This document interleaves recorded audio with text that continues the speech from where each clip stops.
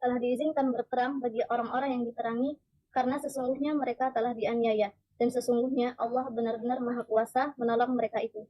Quran Surat Al-Hajj ayat 39. Barakallahu fiik ya. Ini menunjukkan bahwasanya umat Islam itu adalah umat yang menjalankan perintah Tuhannya. 13 tahun di Mekah, disakiti, ditindas, bahkan dibunuh. Umat Islam tidak melawan. Ketika hijrah, mereka sembunyi-sembunyi, harta mereka dirampas oleh orang Quraisy, umat Islam juga tidak angkat senjata. Kenapa? Karena belum diizinkan. Apalagi kondisinya memang tidak memungkinkan. Kan ada orang, walaupun nggak memungkinkan, tapi nekat. Ini umat Islam enggak. Mereka tidak diizinkan, mereka juga tidak nekat. Mereka melihat Rasulullah SAW disakiti ketika di kota Mekah. Mereka melihat bagaimana sebagian sahabat itu ditahan di rumahnya, di penjara, dipasung sama orang-orang musyrikin. Mereka juga tidak berontak memerangi. La. Yang ada sabar.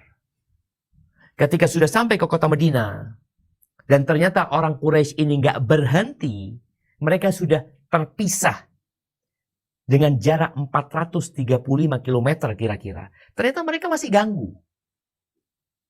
Kenapa sih kok masih ganggu gitu loh? Kan udah selesai. Aku udah nggak di kotamu. Aku sudah tidak berdakwah kepada orang-orangmu. Aku udah pindah nih. Tapi ternyata mereka tetap ganggu. Ya udah. Allah izinkan. Ingat, izin.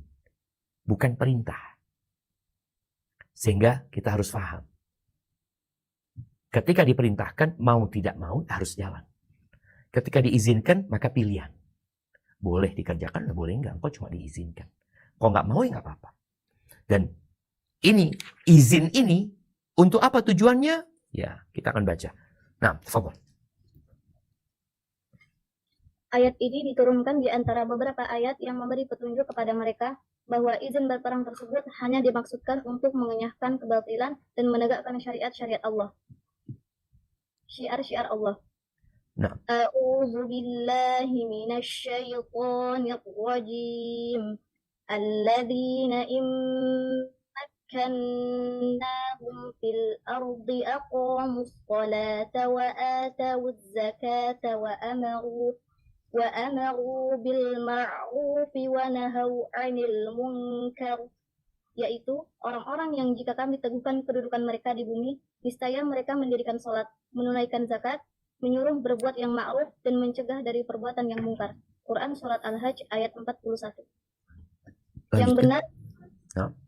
Yang benar dan yang tidak perlu diragukan bahwa izin ini turun di Madinah setelah hijrah, bukan di Mekah sebelum hijrah. Tetapi memang kita tidak bisa menentukan secara pasti waktu turunnya. Barakallahu fikum. Baik. Ini permasalahan tentang izin perang itu, apakah sudah mulai diperbolehkan di kota Mekah sebelum hijrah atau di kota Madinah? Di sini Syekh Safiur Rahman Al-Mubarakfuri, dia menyebutkan bahwa yang sahih, ayat ini turun di Mekah. Turunnya di Madinah. Izin untuk berperang itu di Madinah. Bukan di kota Mekah. Dan izin untuk berperang itu tujuannya untuk menegakkan kebenaran dan mengenyahkan kebatilan. Itu aja. Bukan untuk mendapatkan harta, bukan untuk mendapatkan kekuasaan, untuk memperluas negeri, enggak. Tujuannya menegakkan kebenaran dan menghilangkan kebatilan. Itu tujuan dari berperang dalam agama kita.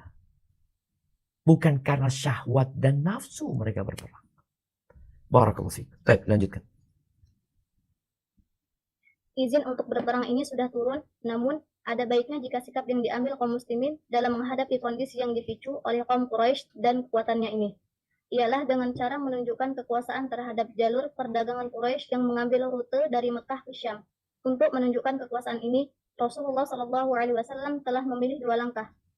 Yang pertama, mengadakan perjanjian kerjasama atau tidak saling menyerang dengan beberapa kabilah yang berdekatan dengan jalur perdagangan ini, atau menjadi penghalang antara jalur itu dan Madinah.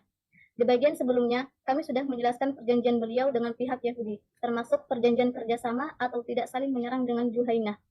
Sebelum beliau mengambil sikap untuk mengerahkan kekuatan militer, tempat tinggal kaum Juhainah ini berjarak 3 marhalah dari Madinah. 2. Yang kedua? 2. Mengirim beberapa kelompok utusan secara terus-menerus dan bergilir ke jalur perdagangan tersebut. Barakallahu fikum. Tayyib, sekarang ada izin. untuk berperang. Apa yang dilakukan Rasulullah SAW dengan hikmah? Beliau tahu masalah perang ini sebenarnya yang paling utama itu sama Quraisy. Mereka juga yang senantiasa mengancam, memerangi. Jadi Nabi membuat sebuah perencanaan bersama para sahabatnya, dan beliau subhanallah selalu bermusyawarah, dan Allah mengatakan wa amruhum syura bainahum. Maka yang pertama yang beliau lakukan adalah membuat perjanjian. Dengan siapa?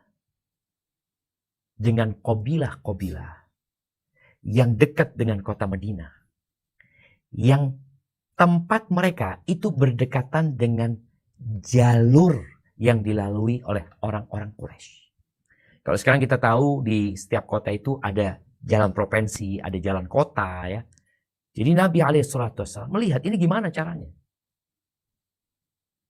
Kalau bicara kekuatan umat Islam nggak banyak. Kalau bicara orang-orang Badui atau kabilah-kabilah yang tinggal di luar kota Madinah, kebanyakan mereka masih musyrikin. Ketika Nabi SAW menghadang kafilah Quraisy, boleh jadi itu orang-orang musyrikin bela Quraisy. Maka sebelum itu terjadi, Nabi SAW membuat strategi, membuat perjanjian sama mereka. Janji untuk tidak saling menyerang, janji mungkin untuk saling tolong-menolong dalam poin-poin yang disepakati di antara mereka. Dan dengan cara itu, ada jaminan keamanan buat umat Islam. Iya. Kemudian yang kedua, mengirim pasukan ke jalan-jalan itu ya. Ya, kalau kita bicara sekarang seperti polisi yang ronda ya, yang kerjanya keliling dengan mobil patroli mereka, ini dilakukan. Untuk apa? Untuk, boleh jadi salah satu tujuannya, membuat orang-orang tahu ada patroli. Umat Islam ini benar-benar mengamankan jalan ini.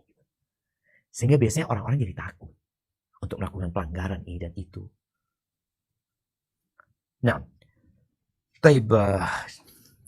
di situ ada ucapan marhalah. Marhalah itu berapa kilo? Marhalah itu disebutkan, ya ada perbedaan di antara para ulama, tapi ada yang mengatakan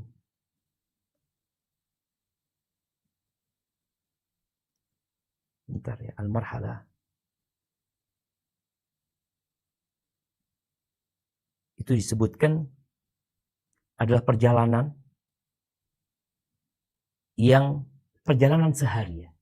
Perjalanan sehari pakai kaki, berjalan kaki ya. Nah, bentar.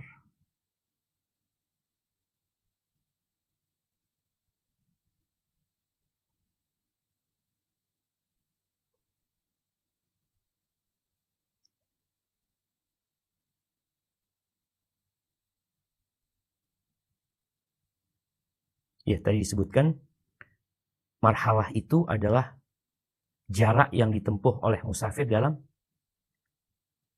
sehari. Itu marhalah. Kalau dikatakan 3 marahil, itu jarak yang ditempuh 3 hari dengan berjalan kaki. Itu yang disebut dengan marhalah. Maka disebut dulu kan nggak pakai kilometer mereka juga nggak menghitung dengan kilometer, tapi biasanya mereka menghitung biasanya berapa hari ya ke sana ya. Makanya hadis-hadis tentang larangan wanita untuk safar ya, itu disebutkan salasa layalin 3 malam umpamanya seperti itu. Ada yang hadisnya 2 malam. Jadi bukan pakai kilometer, tapi pakai hari. Nah, kita lanjutkan. Ini ada penjelasan tentang tempat tinggal kabilah yang penting dan medan peperangan umat Islam. Coba ditampilkan. Nah, halaman 367 bisa dibesarkan. Tape ya. Kita